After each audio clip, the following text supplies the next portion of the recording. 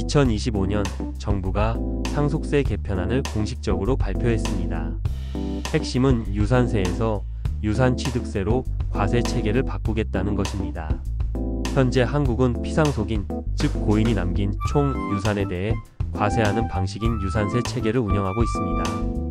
이 제도는 일정 금액을 공제한 뒤 전체 유산에 대해 누진세율을 적용하는 구조입니다.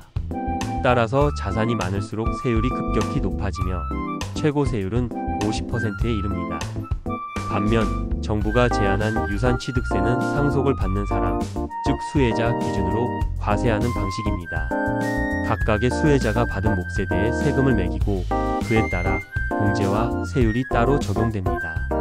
이 제도가 도입되면 상속인이 여러 명일 경우 과세 기준이 분산되기 때문에 결과적으로 세금 부담이 줄어드는 효과가 발생합니다. 정부는 이번 개편의 배경에 대해 다음과 같이 설명합니다. 첫째, 현행 유산세는 상속인의 수에 상관없이 전체 유산에 누진세율이 적용되기 때문에 조세 형평성이 떨어진다는 지적이 있었다는 점. 둘째, 중산층도 자산 가치 상승 등으로 인해 상속세 납부 대상이 되면서 제도적 부담을 체감하고 있다는 점. 셋째, 유산취득세는 OECD 국가 중 절반 이상이 채택하고 있는 방식이며 국제적인 흐름에 맞는 제도 정비라는 점입니다. 이러한 개편 취지는 분명 있습니다. 실제로 국세청 자료에 따르면 상속세를 납부한 사람의 수는 2000년 1,400명에서 2023년에는 약 1만 9천 명으로 급증했습니다.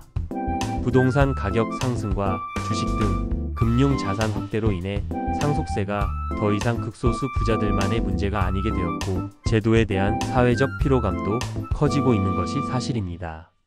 하지만 이 개편안에 대해 비판적인 시각도 적지 않습니다. 대표적인 우려는 상속인의 수가 많을수록 세금 부담이 줄어드는 구조가 되어 결과적으로 다자녀 고자산가에게 유리한 방향이라는 점입니다. 예를 들어 총 30억 원의 유산이 있을 때 이를 자녀 1명이 상속할 경우와 자녀 3명이 각각 10억 원씩 나눠 받을 경우 후자의 세 부담이 더 적어질 수 있습니다. 따라서 고액 자산가가 사전 증여 등을 통해 구조적으로 절세 전략을 짜는 것이 더 용이해질 수 있다는 지적이 나옵니다. 또한 실제 상속세 납부자의 80% 이상이 전체 인구 상위 10%의 자산가들로 구성되어 있다는 점에서 이번 개편이 실질적으로는 고자산층에 유리한 감세 효과를 가져올 수 있다는 분석도 있습니다. 일부 언론은 이를 조세 정의의 훼손이라고 표현하기도 했습니다. 다만 정부는 상속세율 자체를 낮추거나 공제를 확대하는 방식이 아닌 과세 구조를 바꾸는 것일 뿐이라고 강조합니다. 즉, 총 세수가 줄어드는 것이 아니라 세금이 부과되는 방식이 바뀌는 것이기 때문에 단순히 부자 감세라고 보기 어렵다는 입장입니다. 또한 일정 자산 이상 고액 상속자에 대해서는 추가 과세 장치를 검토 중이며 조세 회피 가능성을 방지하기 위한 보완책도 함께 논의되고 있다고 밝혔습니다. 이처럼 유산취득세 도입은 단순한 세금 감면이나 강화의 문제가 아니라 조세 철학과 정책 방향의 전환이라는 측면에서 바라볼 필요가 있습니다.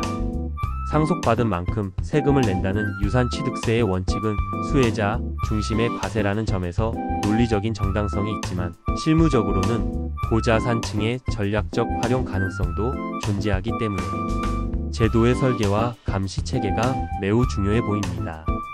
결론적으로 이번 상속세 개편은 분명히 우리 사회가 조세 정의와 형평성에 대해 다시 한번 생각해 볼 수 있는 계기를 만들고 있습니다.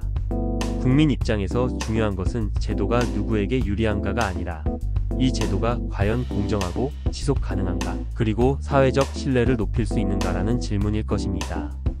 여러분은 이번 유산취득세 도입 논의 어떻게 생각하시나요?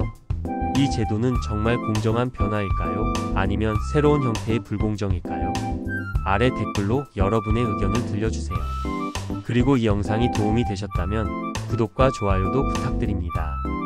다음 영상에서는 해외 유산취득세 운영 사례와 실질적인 과세 방식의 차이를 비교해 드리겠습니다.